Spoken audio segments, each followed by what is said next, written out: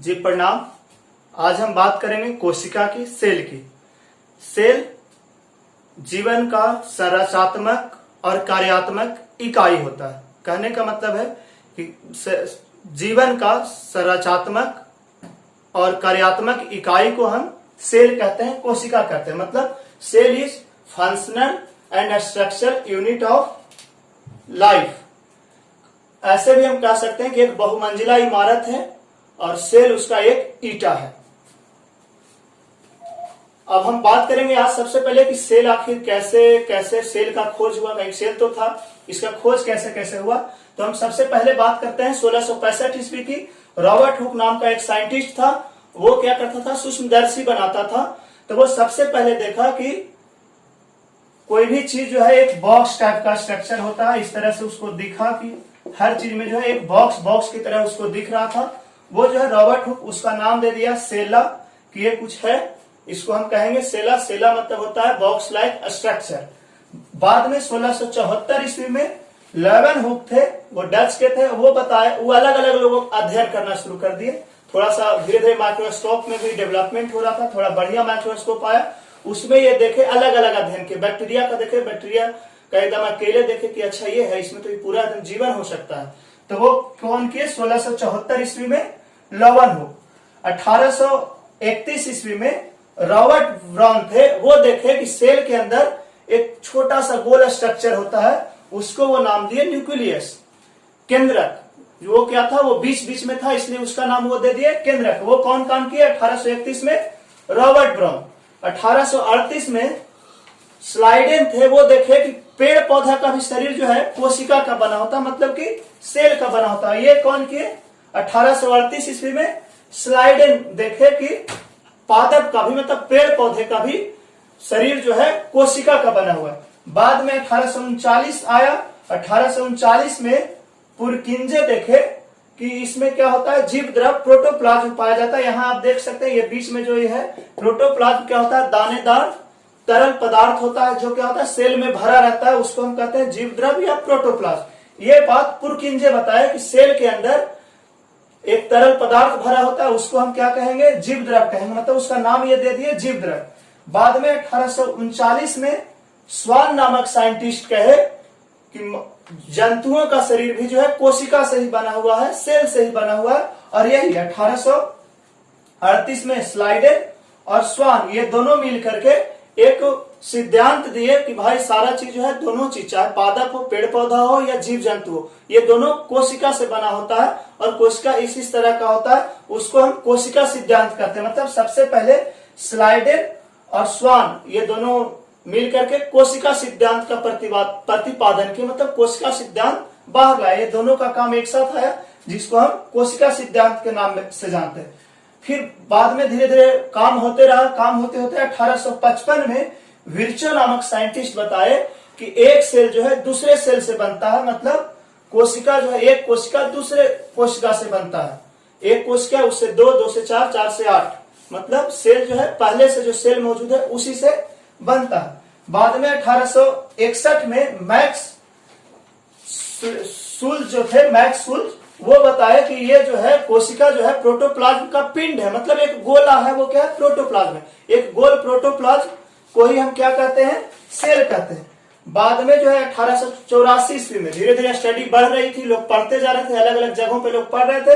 1864 ईस्वी में स्टारबर्ग नामक साइंटिस्ट थे। वो बताया कि ये सेल ही जो है ना माध्यम है एक जनरेशन से दूसरे जनरेशन में किसी चीज को ले जाने का।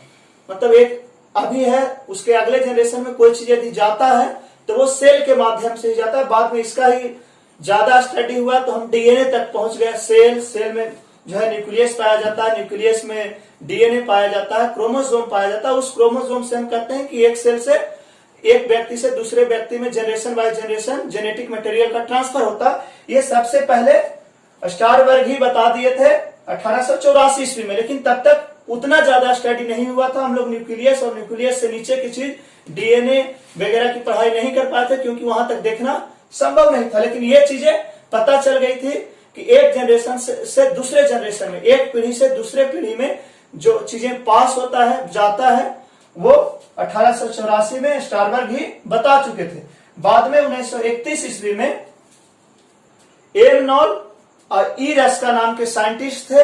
ये जो है इलेक्ट्रॉन माइक्रोस्कोप का निर्माण किए, इलेक्ट्रॉन माइक्रोस्कोप का निर्माण किया, जिससे कि न्यूक्लियस संभव हो पाया पढ़ना। आज जो हम यूज करते हैं प्रयोगशाला में वो इलेक्ट्रॉन माइक्रोस्कोप भी है, वो 1931 में एमनॉल और ई रस्का मिलकर बनाया और तब जाकर के एडवांस स्टडी हो पाया। यहाँ देखिए ये सामान्य एक सेल है, कोशिका है, उसमें ये कोशिका भित्ति है, ये सेल वॉल, ये सबसे बाहर पाया जाता है। और कोशिका भित्ति सिर्फ व सिर्फ पेड़ पौधों के सेल में पाया जाता है, जंतुओं के सेल में कोशिका भित्ति नहीं पाई जाती है। और ये बीच में देखिए ये है केंद्रक, इसको हम न्यूक्लियस कहते हैं। इसी की बात हम कर रहे थे यहाँ कि रॉबर्ट ब्राउन बताया कि न्यूक्लियस होता है। ये देखिए कोशिका झिल्ली है, कोशिका भित्ति के नीचे पेड़ पौधों में दोनों पाया जाता है, कोशिका झिल्ली भी और कोशिका भित्ति भी। तो कोशिका झिल्ली जो है मानव शरीर में या फिर और जंतुओं में पाया जाता है, और कोशिका भित्ति सिर्फ पेड़ पौधों में पाया जाता है, और कोशिका झिल्ली सब में पाया जाएगा। उसके बाद है कोशिका द्रव्य, प्रोटोप्लाज्म या साइटोप्लाज्म, दोनों एक ही को कहते हैं, ये बीच में पाया जाता है। कोशिका झिल्ली जो है अर्ध परागण में होता है, मतलब सेलेक्टिव परमेबल होता है, जिसको चाहेगा उसी को अंदर ले जाएगा, और यही हाल कोशिका भित्ति के अंदर है। लेकिन कोशिका भित्ति क्या करता है कि एक स्ट्रक्चर देता है। कहने का मतलब है कि मानव का सेल, मानव का कोशिका या कोई भी जंतु का कोशिका का कोई आकार नहीं होता है।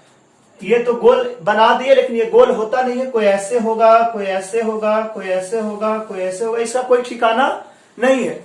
जंतुओं का कोशिका का अपना कोई संरचना नहीं होता है, वो जैसे तैसे एडजस्टेड रहता है। लेकिन पेड़ पौधे का जो होता है कोशिका, उसकी अपनी संरचना होती है, और वो संरचना देने का काम कोशिका भित्ति करता है। कोशिका भित्ति कहने का मतलब एक हार्ड कवरिंग है पेड़ पौधे में, जो एक नियमित स्ट्रक्चर बनाता है कि वो इस तरह का होगा। लेकिन यही चीज जो है जीव जंतु में नहीं पाया जाता है। अब हम बात करें कि सेल जो है मुख्यतः दो प्रकार का होता है, हम आगे चर्चा करेंगे, एक प्रोकैरियोटिक, एक यूकैरियोटिक।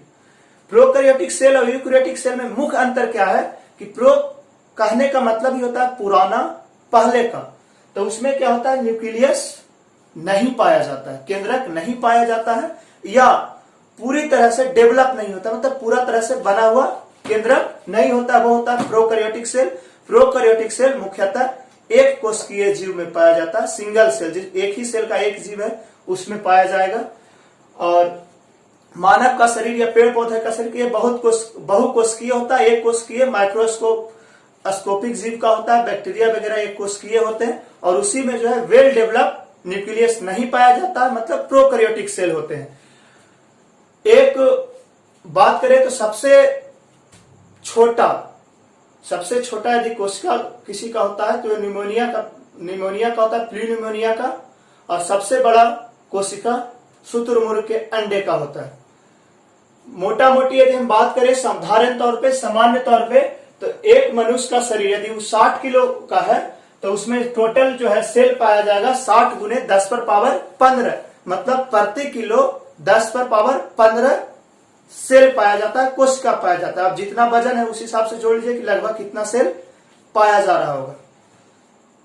इस तरह हम ये सेल का समान परिचय हो गया कि सेल कैसे कैसे कैसे कैसे डेवलप किया। अगले दिन हम बात करेंगे सेल का स्ट्रक्चर का, कि सेल में क्या क्या चीजें होती है और सेल काम कैसे करता है। जैसे ये आप सामान्य स्ट्रक्चर देख रहे हैं, इसके अंदर भी बहुत सा चीज पाया जाता है जिसको हम सेल ऑर्गेनेल कहते हैं। इसके अंदर ढेर सारे चीज पाया जाता है जिसको हम सेल ऑर्गेनेल कहते हैं। वो हम जब सेल का पूरा स्ट्रक्चर पढ़ेंगे और उसका फंक्शन पढ़ेंगे तब हम उसमें इसकी चर्चा करेंगे कि इसके अंदर क्या क्या पाया जाता है। आज इतना ही, धन्यवाद।